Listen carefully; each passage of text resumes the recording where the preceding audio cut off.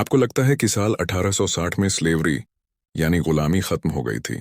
आप गलत हैं क्योंकि गुलामी खत्म नहीं हुई है। सच्चाई यह है कि उसने सिर्फ अपना रूप बदल लिया है।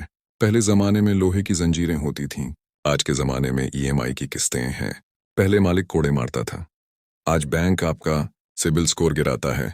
पहले मजदूर खेतों में काम करते थे, आज हम सब क्यूबिकल्स में काम करते हैं, सिर्फ इसलिए ताकि महीने की 5 तारीख को हमारे फोन पर वह मैसेज आ सके, your EMI has been deducted. सोचिए कि आप सुबह 9 बजे ऑफिस क्यों जाते हैं, और क्या आपको अपना काम पसंद है या शायद नहीं।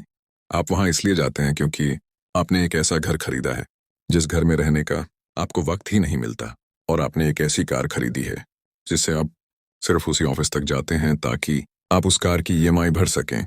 ये इकोनॉमिक्स नहीं है, बल्कि यह एक ट्रैप है। आज वेल्थ लॉजिक में हम बैंकिंग सिस्टम के उस झूठ का पर्दाफाश करेंगे जिसे दुनिया में फाइनेंशियल फ्रीडम का नाम दिया गया है, लेकिन असल में यह आपकी जेल है। सबसे पहले हमें दुश्मन के सबसे बड़े हथियार को समझना होगा। इंसानी दिमाग बड़े नंबर्स को समझ नहीं पाता। अगर मैं आपसे कहूं कि ये आईफोन 80,000 रुपए का है, तो आपका दिमाग कहेगा कि ये बहुत महंगा है और खतरा है।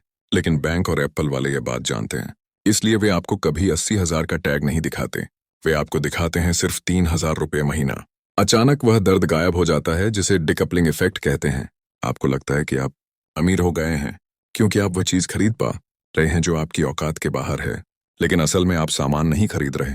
सच तो यह है कि आप अपना फ्यूचर टाइम बेच रहे हैं। जब आप उस बाय ऑन ईएमआई बटन पर क्लिक करते हैं तो आप एक बिना दिखा कॉन्ट्रैक्ट साइन करते हैं कि मैं अगले 12 महीने तक अपने बॉस की हर गाली सुनूंगा, मैं नौकरी नहीं छोड़ूंगा चाहे कुछ भी हो जाए।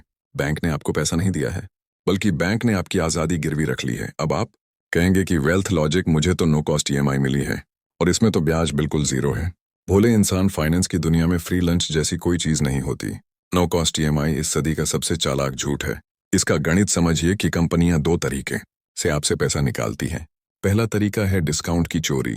अगर आप कैश देते तो आपको उस टीवी पर 5,000 का डिस्काउंट मिलता। ईएमआई लेने पर वह डिस्काउंट बैंक ने अपनी जेब में रख लिया। आपकी जेब से पैसा गया और आपको पता भी नहीं चला। दूसरा तरीका है प्रोसेसिंग फीस और जीएसटी। हर ईएमआई पर अलग से खर्चा जुड़ता रहता है, और सबसे खतरनाक चीज है आपका डेटा। आप ईएमआई लेते हैं तो बैंक को पता चल जाता है कि आप पैसे के लिए डेस्परेट हैं। अब वे आपको और लोन देने के लिए फोन करेंगे। आपने ब्याज नहीं दिया, बल्कि आपने अपनी प्राइवेसी बेच दी। अब आते हैं मिडिल क्लास के सबसे बड़े दिखावे पर, जो है कार। गणित के हिसाब से कार लोन लेना अपने पैसे में आग लगाने जैसा है। मान लीजिए आपने 10 लाख की कार ली 5 साल के लोन पर। जैसे ही कार शोरूम से बाहर निकली उसकी कीमत 20% गिर गई, लेकिन बैंक का लोन अभी भी 100% खड़ा है। 5 साल बाद आपने बैंक को ब्याज मिलाकर करीब 13 लाख रुपए चुकाए, लेकिन उस कार की कीमत अब सिर्फ 4 लाख बची है। आपने 13 लाख खर्च किए सिर्फ 4 लाख की चीज के लिए। यह 9 लाख रुपए का सीधा नुकसान है। यह 9 लाख रुपए अगर आपने इंडेक्स फंड में डाले होते तो यह पैसा 18 लाख बन सकता था, लेकिन नहीं, आपको पड़ोसी को दिखाना था। और सच ये है कि उस पड़ोसी को आपसे कोई फर्क नहीं पड़ता। और अंत में सबसे बड़ा जाल जो है होम लोन। 20 साल और 240 महीने। ये लोन नहीं है, यह एक शादी है जिससे आप अलग नहीं हो सकते। बैंक आपको ये नहीं बताता कि 50 लाख के लोन पर 8.5% ब्याज दर पर आप असल में कितना चुकाते हैं। आप बैंक को 1 करोड़ 10 लाख रुपए चुकाते हैं, यानी एक घर अपने लिए और एक घर बैंक के लिए। मैं घर खरीदने के खिलाफ बिल्कुल नहीं हूँ, लेकिन अपनी जवानी के 20 साल एक ईंट पत्थर के मकान के लिए गिरवी रख देना, जबकि आज के टाइम में आपकी जॉब भी पक्की नहीं है, यह बहादुरी नहीं बल्कि बेवकूफ़ी है। यही वह गोल्डन हैंडकफ है जो आपको रिस्क लेने से रोकती है। आप बिजनेस शुरू नहीं कर सकते और आप अपने मन का काम नहीं कर सकते क्योंकि आपको डर है कि ईएमआई बाउंस हो जाएगी। तो रास्ता क्या है, और क्या हम सन्यासी बन जाएं? नहीं, बस सिस्टम को समझो। पहला है रूल ऑफ 3। अगर आप किसी चीज को 3 बार कैश में नहीं खरीद सकते तो आप उसे खरीदने की ताकत नहीं रखते। दूसरा है सही कर्जा। कर्ज सिर्फ तब लो जब वह आपकी जेब में पैसा डाल रहा हो, यानी कि पैसा निकाल रहा हो। तीसरा है वेट, यानी 7 दिन का नियम।